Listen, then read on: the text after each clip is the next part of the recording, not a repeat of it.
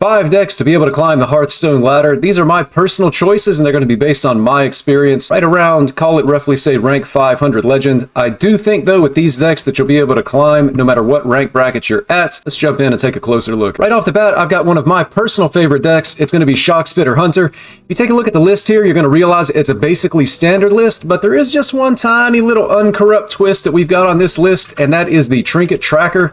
This card's only purpose within the deck is to tutor out our trackings, and the reason why I prefer this over something like the Batty Guest or the Vicious Slither Spear that you may see other people playing is because tracking is one of the best cards ever printed in the history of Hearthstone. At only 1 mana, being able to discover a card from our deck is really strong and has been proven in meta after meta throughout the history of Hearthstone.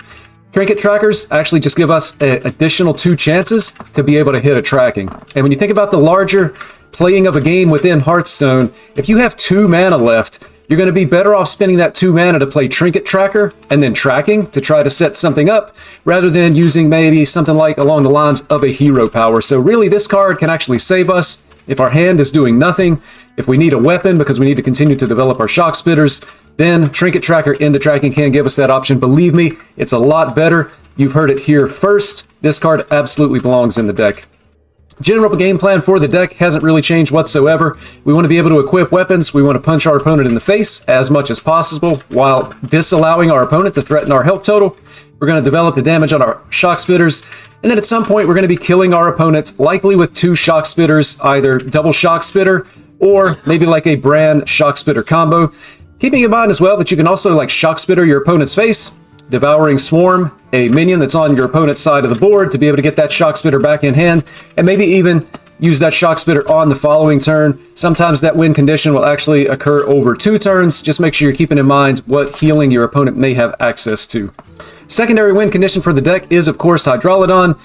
With the Battle Ram discount, Hydralodon can come down as early as turn 5. Typically, you're going to want to go for this line if you're not getting weapons in the early game to be able to develop Shock Spitters. By like turn 2 or turn 3, if you don't already have a weapon equipped, you're probably going to struggle to kill your opponent with Shock Spitters because the damage level just isn't going to be that high.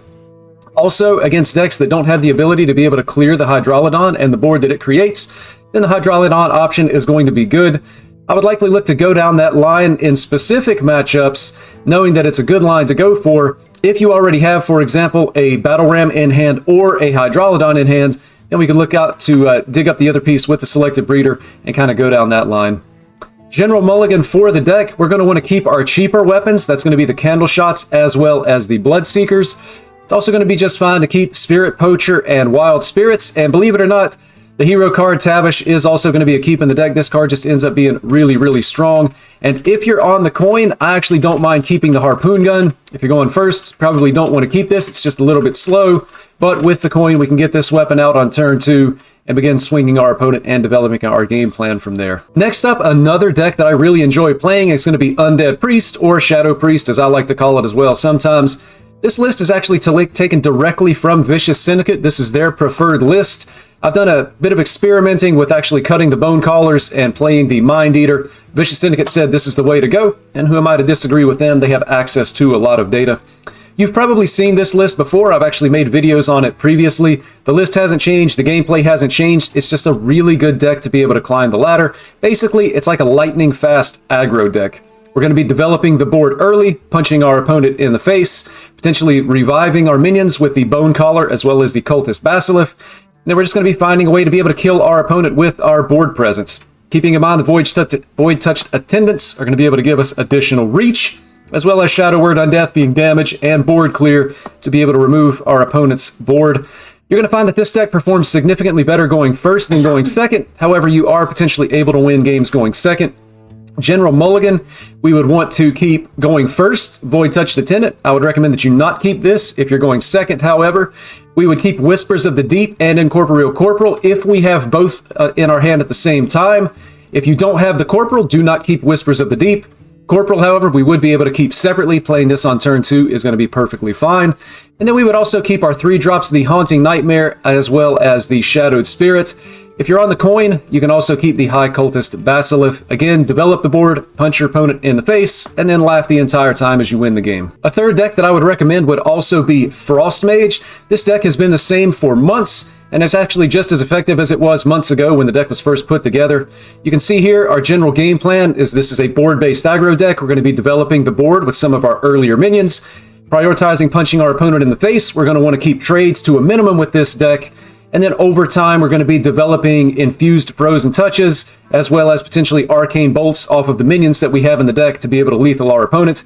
Keeping in mind, we are running A1 here. We're going to have access to additional spell power if we get this card. You can set up some turns to do some really, really big damage. In the mulligan, we're going to want to keep some of our early game stuff. Shivering Sorceress is always going to be a keep. We're also going to want to keep the Amplified Snow Flurry. In addition, you can likely keep Prismatic Elemental as well as the Frostweave Dungeoneer. And in my personal opinion, I believe that you can also keep a Cold Case here. And if you have some earlier stuff to be able to play on your earlier turns, then you can likely also keep the Awen and just try to get this out on turn 4 with the coin or on turn 5. Again, we just develop the board, prioritize dealing damage to our opponent's face, and then kill them from there. Deck number 4 in my list of decks to climb the ladder with is actually going to be Unholy Death Knight.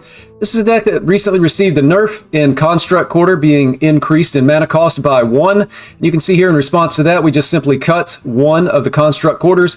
We only want to run 1. The deck is already running several 4-cost cards, and we don't want to overbloat our deck at that 4-cost mana slot. However, Construct Quarter is actually still really, really strong, and we are going to leave this 1 copy in.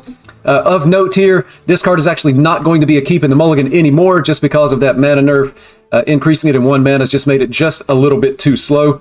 General game plan here, again, this is a board-based aggro deck. We're going to want to put minions on the board, keep trades to a minimum, even value trades. We're still going to want to prioritize punching our opponent in the face as much as possible.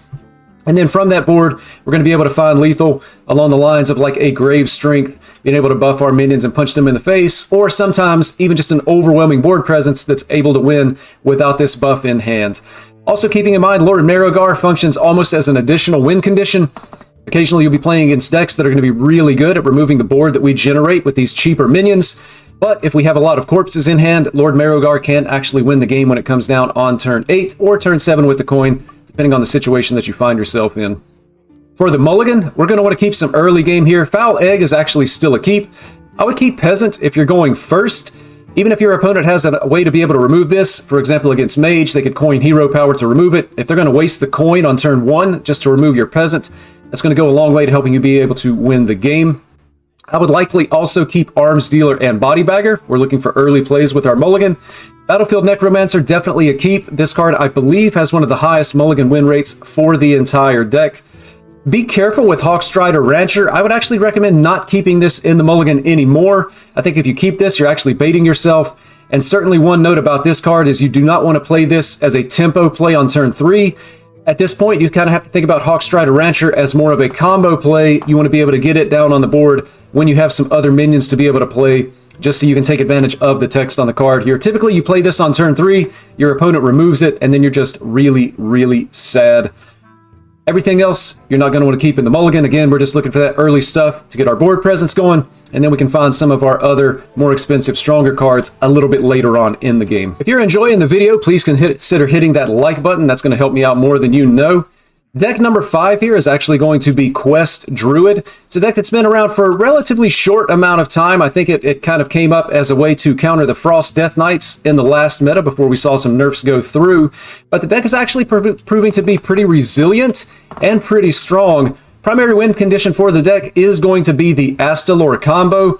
Keep in mind, you only really need 11 mana to be able to complete that combo, and then that combo, of course, is going to be, we would play the Bran, followed by the Anubricon, and then we would want to have in hand already the 5 mana version of the Astalor Bloodsworn. Then we would play that minion, and then the 2 8-cost versions of Astalor. It's going to be 56 damage sprayed onto your opponent's board, as well as their hero. If their board health plus their hero health is 56 or less, then you're going to be able to kill them. Backup win condition for the deck is actually going to be the Druid Quest as well. The quest most of the time just functions as gain 10 armor and draw a card if you complete the first 2 portions of the quest, but in some games you'll be able to complete part 3 of the quest, get the reward in hand, and then keep in mind that Bran plus the 5 mana Guff is going to be 16 armor and 16 damage. Sometimes you can kill your opponent because you've been able to do a lot of damage to their face with the other ways that we have to be able to develop attack with this deck. This particular version also running a ETC Band Manager. This card in particular, I feel like overall is likely not a good card. Certainly right now in current Hearthstone, I think you could only play it in decks that are going to have some way to be able to cheat mana. Those decks, of course, would be Druid, Rogue, Demon Hunter, as well as Death Knight being able to cheat mana with the Horn of Winter. In the band here, for the Band Manager, we've got Big Game Hunter, specifically just to target those big minions that are going to be coming out of Miracle Rogues. We have a Reno just because in some games you get just a little bit too low. You've drawn most of your deck and haven't been able to find your combo. Being able to get Reno out of the Band Manager and then play this back to full health can potentially buy us the time we would need to be able to put that combo together. And then Theatar for decks that potentially might play Theatar and steal our win condition. If they steal our Astalor, we would at least have the opportunity to be able to Theatar and steal that back. These are the best minions that I've seen in the band. Maybe you have some different ideas. If you do, please be sure and put those in the comments. General mulligan for this deck, I would say that you, of course, are always going to be keeping the quest. Likely, you're also going to want to keep Widowbloom Seedsman at all times. Nourish is going to be a keep, I think, in most matchups. The only time that you might not want to keep a Nourish is if you're going to be going against a really, really fast aggro deck, perhaps like Shadow Priest. Maybe it might be a little bit too slow to keep this Nourish. In all other slower matchups, though, keeping it is going to be perfectly fine. Rake is also going to be a keep in the mulligan here.